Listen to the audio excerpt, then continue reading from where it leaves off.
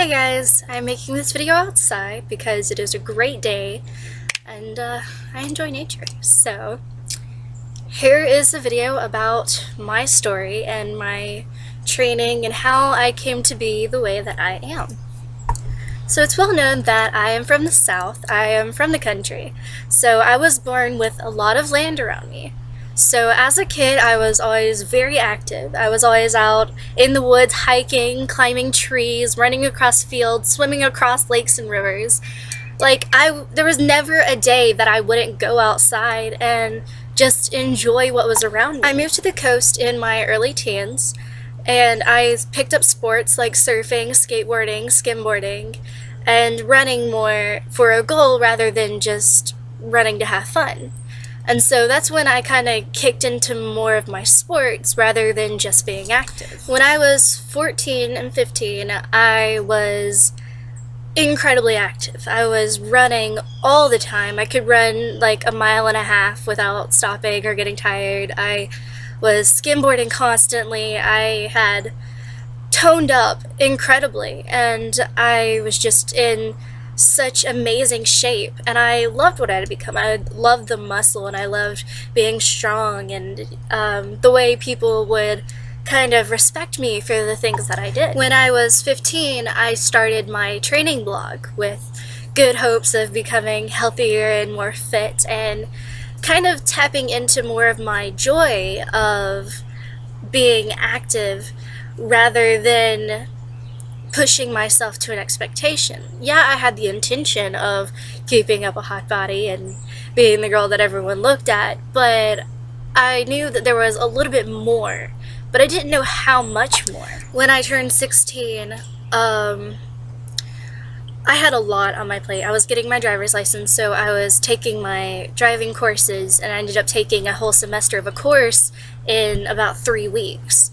And so I was constantly working on my driving, and I was still studying and trying to manage my friends and everything, and so I kind of slipped away from being active, because that's kind of what happens when your life gets busy. Your priorities fall out of order. So with all of it happening, I stopped training. I completely stopped. I stopped working out, I stopped running, I stopped surfing, I stopped skimboarding. I stopped doing everything that I loved to do so I could handle my responsibilities. Changing locations for reasons, so I'm going to be continuing in here. Yeah, I had stopped working out, stopped running, stopped doing everything that I love to do, and my muscle mass had just depleted. I was weak. I couldn't run very far anymore. I lost everything that I had loved about myself, and I ended up feeling kind of incomplete in a way. I felt insecure. I fell into a depression.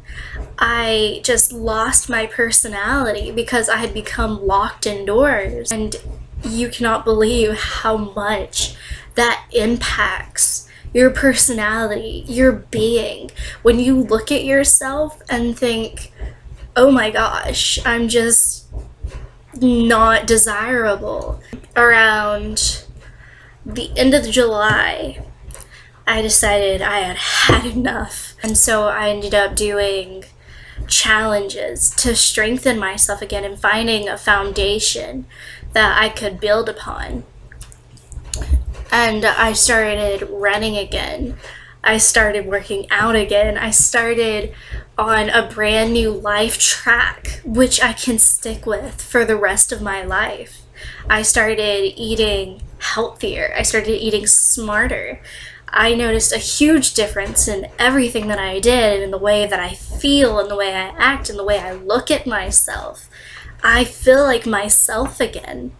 And that's what training is to me. It's not just trying to look good or trying to please somebody else or trying to be desirable towards someone. It's just being me and being happy and being complete again.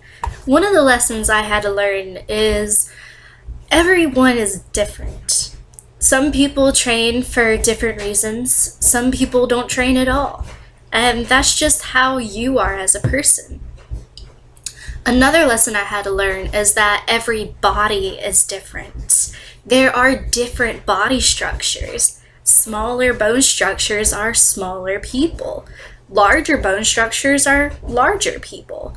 You have a larger rib cage or larger hips or broader shoulders, and that doesn't make you any less fit. It doesn't make you any less sexy. It just makes you the way that you're built. And that was a huge problem for me, because I would look at these girls who were super skinny and like their whole body was just like this big, and they were just super small and super delicate, and I wanted to be like that. I thought that was what was sexy, and I didn't realize that I'm sexy in my own way, because what's sexy is being confident and being intelligent and being sure of yourself and the way that you look. My message, or my motto, is just take it one step at a time.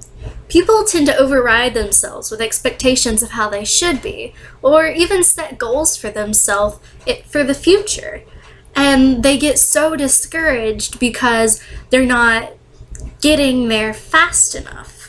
Say someone wants to start lifting weight and they want to lift like 200 pounds. They try immediately to go set up the weight system and lift 200 pounds. Well, that's not going to work. You figure that out pretty quickly. So they try to start lifting smaller things. And so they're pushing, and they're trying, and they're getting farther. They're making progress.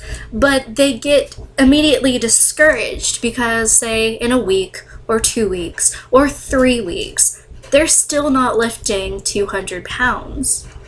Well, you can't let yourself get discouraged because you're not meeting a goal immediately.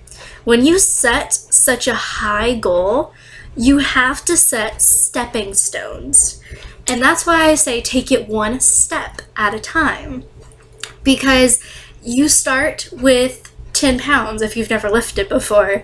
You start with 20, 30, 40, 50. You climb those stairs one at a time until you reach your ultimate goal. And that's something that people really have a hard time grasping the concept of. One of the best quotes I've ever heard of is, "Don't compare your chapter 2 to someone else's chapter 20.